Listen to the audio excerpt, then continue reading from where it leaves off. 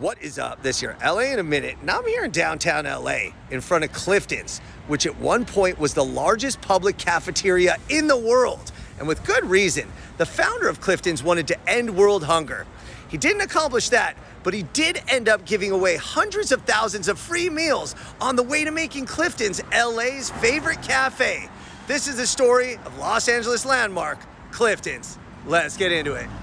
This is Clifford Clinton, the man who founded Clifton's by merging the first part of his first name, Clifford, and the last part of his last name, Clinton. He was the son of a family that had owned a hotel as well as a cafeteria called Clifton in San Francisco, where they had settled after migrating from Missouri in the 1880s. The family was very devout and they did missionary work in China, and Clifford Clinton had went there multiple times as a young boy. It was on one of these missions in China that the Boxer Rebellion occurred. This was an attempt to drive all foreigners from China. And it was then that Clinton saw hunger and starvation firsthand, and he vowed to spend the rest of his life feeding the hungry. After returning to San Francisco, the family eventually moved to Los Angeles in the 1920s, and it was there that they bought a troubled cafeteria-style restaurant on Olive Street in downtown Los Angeles. But it was right in the middle of the Great Depression, 1931, that Clifton's officially opened. He was adamant about paying those in need, but he wanted to do it with a little flair. He operated by Clifton's golden rule: pay what you can and dine free unless delighted. He planned to pay the bills by making a half-cent profit on each paying customer, a mind-boggling financial rule that would exist for the next few decades. Clifford Clinton would often call Clifton's a poor man's nightclub, and during one 90-day period during the Depression, he fed 10,000 people for free. Wow.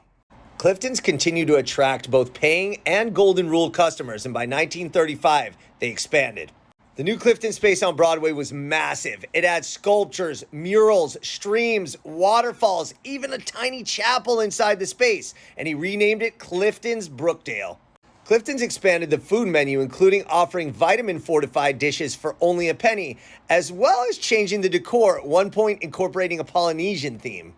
Clifton's really wanted dining to be rewarding, fulfilling, and fun, and he went all out, even remodeling the outside of the building. In the 1940s, Clinton and his wife sold the business to their children to turn their attention to a new project, Meals for Millions, a nonprofit that would distribute free food to starving and malnourished people all throughout the world.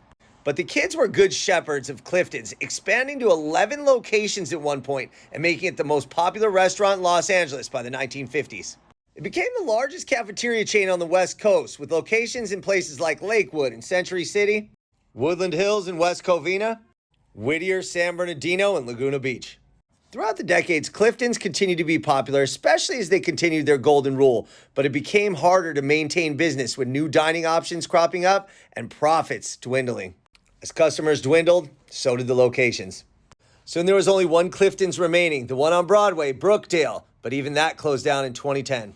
It was renovated and reopened as Clifton's Republic, but that didn't last too long, and it's been temporarily closed for quite a while now. So Clifton's is forever entrenched in LA lore, not just as its favorite cafeteria, but as the largest public cafeteria in the world for a point, and a cafe that spread throughout Los Angeles and fed hundreds of thousands of hungry people with or without money. And for that reason, and many reasons, Clifton will always be remembered fondly in Los Angeles. All right, LA, it's been a minute.